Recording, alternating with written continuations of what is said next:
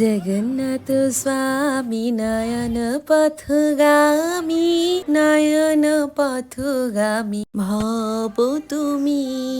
হরে কৃষ্ণা। প্রত্যেক বছর ওড়িশার পুরীতে একটি বড় পুজো হয়ে থাকে, যেখানে ভগবান নিজে মন্দির থেকে বাইরে বের হয়। আর এই পুজোর নাম জগন্নাথ রথযাত্রা, যেটা আজকে থেকে শুরু হলো। রথযাত্রায় ভগবান জগন্নাথ ওনার ভাই বলভদ্র আর বোন সুভদ্রাকে নিয়ে তিনজন তিনটি রথে করে বের হয় 9 দিনের যাত্রায় জগন্নাথ দেবের মাসির বাড়ি। এটা এমন একটি যাত্রা যেটাতে 30 লাখেরও বেশি মানুষ দেশ থেকে বিদেশে আসে শুধুমাত্র জগন্নাথ দেবের রথের রশি টান।